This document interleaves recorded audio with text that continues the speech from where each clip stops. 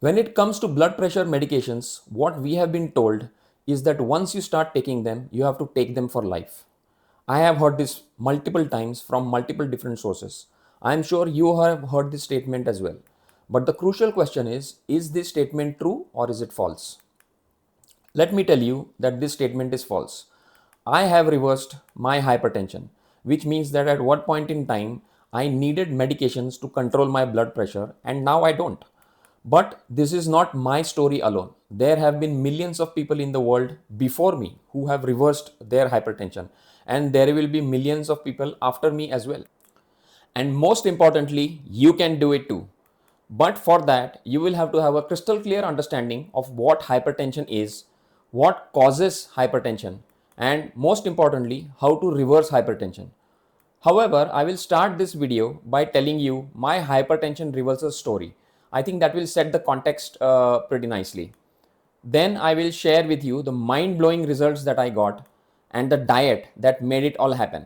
If all that sounds interesting, stay tuned till the very end. If you don't know me, my name is Prashant Karade and I am the founder of One Step. The goal of One Step is to make health and wellness easy to understand and possible to achieve. These explainer videos that I am making are in service of the first part of the goal, which is to make health and wellness easy to understand. And the mission of One Step is to make a positive impact in the lives of 1 million people by end of 2027. I would absolutely love it if you become a part of this mission as well. Before I get into the meat of the presentation, here's the disclaimer. I am not a doctor and anything that I say in this video does not constitute medical advice. The content in this video is for informational and educational purposes only and is not a substitute for professional medical advice. Alright, let me start by telling you my hypertension reversal story. I got a fairly bad episode of COVID during the Delta wave in April 2021.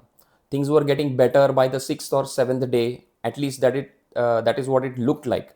But then they took a turn for the worse and I had to be hospitalized. In the hospital, they gave me a cocktail of drugs, which was the standard protocol at that point in time. Okay, so they gave me 3 antibiotics, 2 antivirals, and steroids. And one of the known side effects of steroids is that it increases your blood sugar, which happened in my case as well. And in fact, I am what they call a steroid responder. So my blood sugar shot up. It literally went through the roof. And consequently, my blood pressure shot up as well. I used to routinely get readings of, I think 180 over 120. I used to also get tingling sensations in my back, which used to travel from the bottom of the spine to the top of the spine, and keep happening that and that used to happen in waves. It was crazy. I mean, I had all kinds of symptoms for about a week, and it took a good amount of time for things to stabilize. So in this hospital, they had this protocol that nurses would come to our room, they would check our blood sugar with the glucometer, and then they would administer the appropriate amount of insulin based on what our blood sugar reading was, and then they would give us food to eat. So this is what happened in the hospital. My blood sugar levels continuously kept rising. So on the first day it was 150 and then it shot up to 200, then 250, 300. On the morning of the day that I was discharged from the hospital, I saw a reading of 425. So I was genuinely worried. And at the time of discharge, I asked my doctor what my discharge instructions were. So he told me, stay hydrated and get yourself tested after 2 weeks. Here's what my tests revealed. My fasting blood sugar was a whopping 300. My post-meal sugar was 596, if you can even believe that number. And my HbA1c was 11.7. You are said to have diabetes if your HbA1c is 6.5 or higher. This number of 11.7 is a good 60-70% higher than that. So you can imagine how bad my situation was. So needless to say, I had to start taking drugs for controlling both my blood sugar as well as my blood pressure. And I was actually faced with the prospect of taking these pills for life.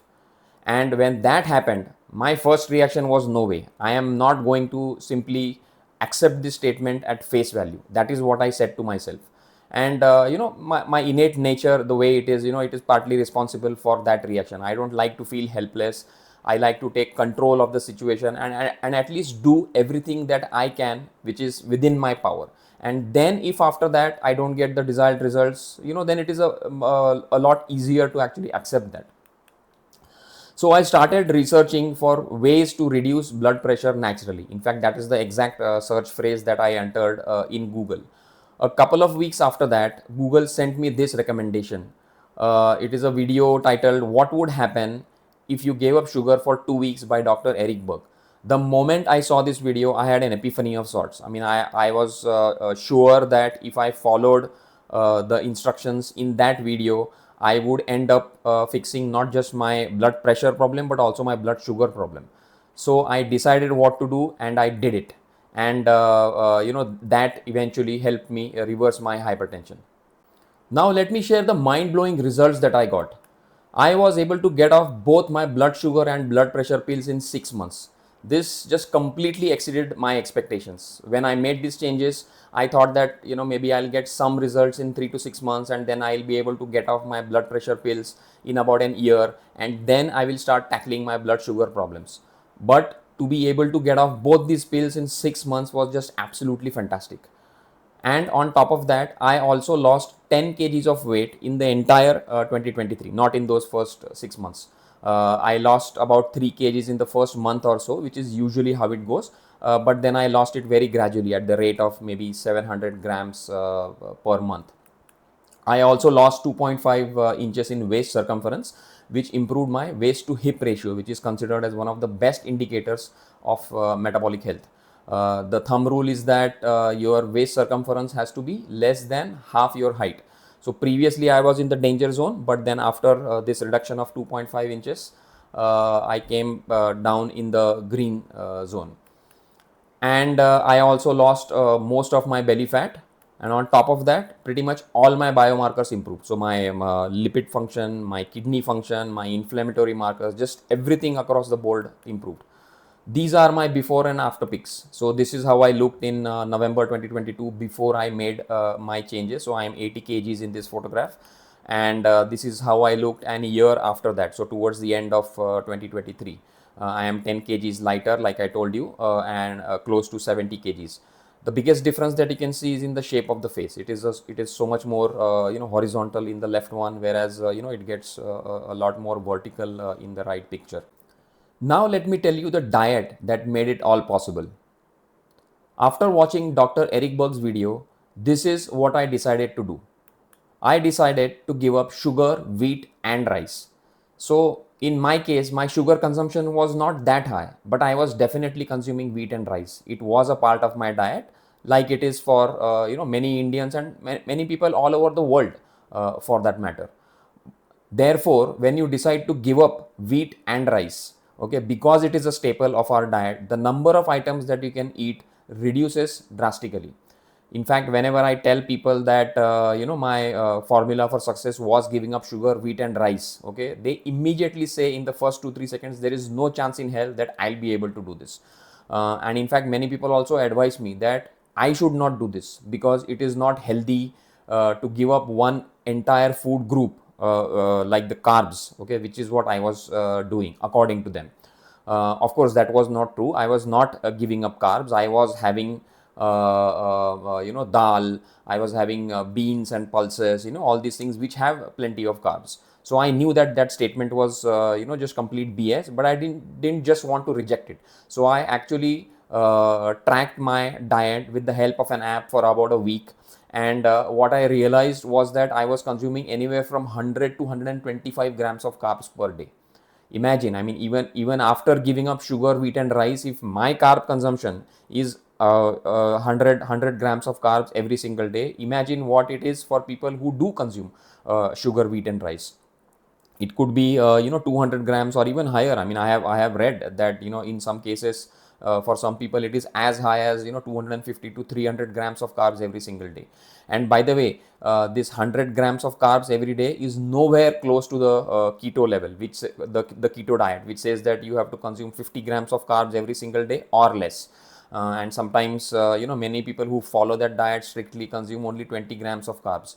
So my diet was nowhere close to the keto diet. So this is what my diet looked like. Before I made these changes, I used to have India's favorite breakfast items for breakfast. So poha, upma, dalia, sandwiches, idlis, dosas, all those favorite breakfast items. But I gave up all those and I started having 4 whole eggs for breakfast, followed by coffee with milk but without sugar. And this is what my lunch and dinner look like. So I would start with a bowl of salad, then I would have whichever cooked vegetables we had on that particular day. Then I would have a bowl of dal with ghee. If there was any chicken, eggs, or fish preparation, then I would have that. If not, I would just have another helping of dal or vegetables or salad, whatever I felt like having. But the point to note is that I was never ever famished. So when you actually change your diet and switch from energy dense foods to nutrient dense foods, you can actually eat volume wise, you can eat a lot, and yet you'll be able to lose weight. And of course, forgot to mention that I always used to finish off with a bowl of yogurt. And for evening snacks, I just started having protein shakes on most days. So I make my protein shake with about 100 ml of milk, 1 scoop of whey protein, and then I add a nuts and seeds powder, which my wife makes at home from scratch. And I add a little bit of unsweetened cocoa powder and organic vanilla powder for taste. And by the way, this is my diet today as well. So by default, I don't consume sugar, wheat, and rice. Now let us understand what hypertension exactly is. So you are set to have hypertension if your blood pressure readings are consistently greater than 140 over 90. The normal resting blood pressure is 120 over 80. So when they measured it for a large group of people, then the average, this is what the average came out to be, 120 over 80, and therefore that is what we call the normal resting blood pressure.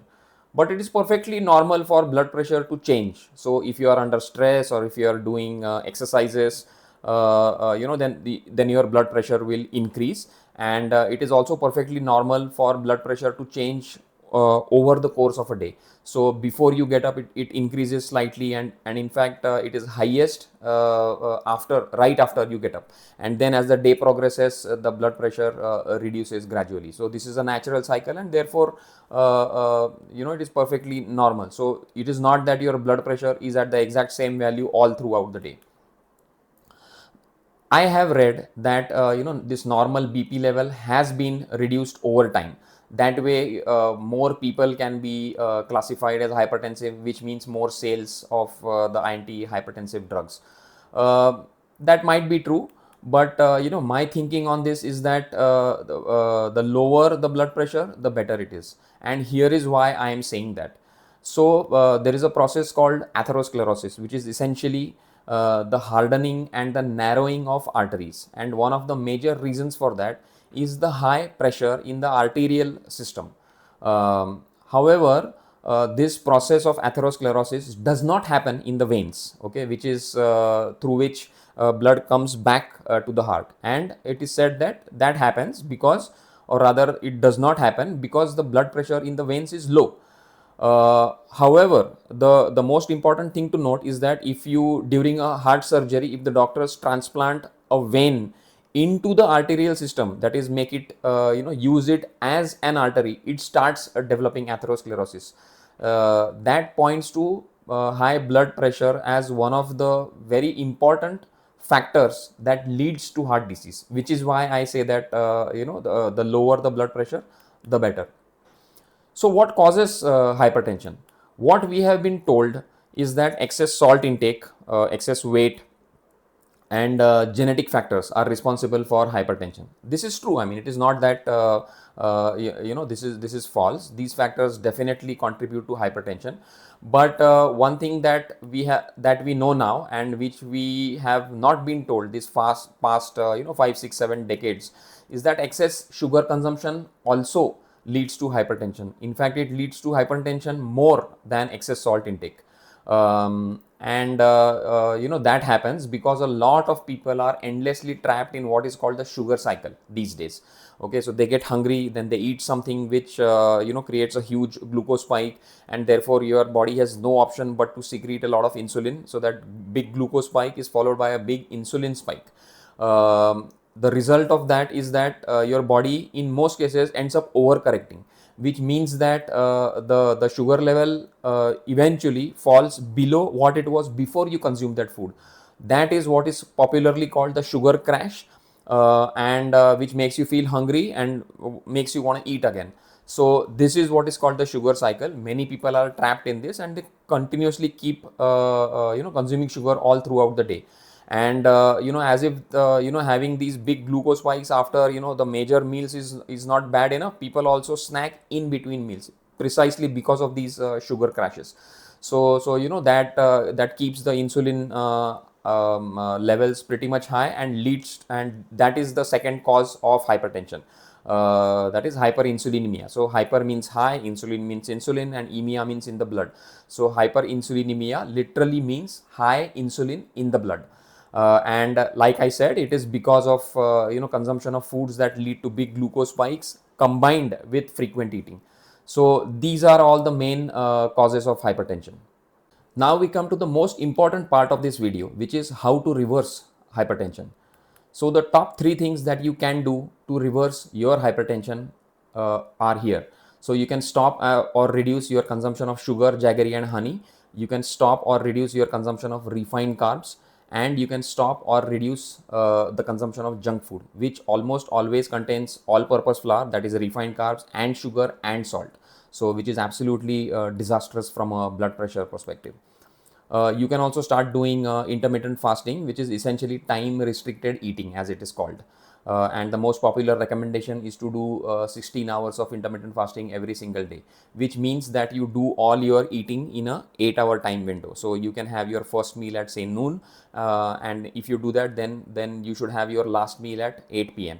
and then you have to follow it up with 16 hours of not eating or drinking anything. If you find that very hard to do, then and let us say you are doing only 12 hours of intermittent fasting every day. So if your dinner is at say 9 p.m. and your breakfast is at 9 a.m., then 12 hours is the amount of intermittent fasting that you are doing. Then you can maybe start by having your dinner half an hour or an hour early, and push back the time of your breakfast by half an hour or an hour. So instead of getting in one go to 16 hours, you can get there in steps. That is perfectly that will definitely work. In my case, personally, I am not able to do a whole lot of intermittent fasting. So usually I have my dinner at 9 p.m. and my breakfast at 9 a.m. So I do barely 12 hours of intermittent fasting every single day. But because I'm very strict with what I eat, I can get away with only 12 hours of intermittent fasting. You can also do prolonged fasting, which is a fast of 24 hours or more. You can do a 24-hour fast once a week, and if it is longer, you can do it maybe once a month or once a quarter, depending upon how long that prolonged fasting is. The next thing that you can do, which will really help, is to start exercising. And if you can, please do add 2-3 times of strength training in that. Okay, that will help you put on some lean muscle mass, which has huge implications from a blood glucose control perspective. The next thing that you can do is to manage your stress levels. So stress is something that just makes everything worse. Okay, when you are under stress, there is cortisol circulating in your blood, and when that is the case, there are a lot of physiological changes that actually take place in your body. So your heart rate goes up, your blood pressure goes up, your blood sugar goes up, clotting factors go up, and your digestive system shuts down, your immune system shuts down, and your sexual function shuts down. So stress just makes everything worse. Okay, so if you are under chronic stress, please do something to manage those stress levels. There are the breathing and chanting activities that you can do in the One Step app. So if you start doing that, then what happens is they activate the vagus nerve, which engages the parasympathetic nervous system, which is the opposite of being in that stress, the other state, the sympathetic nervous system, which controls your fight or flight response.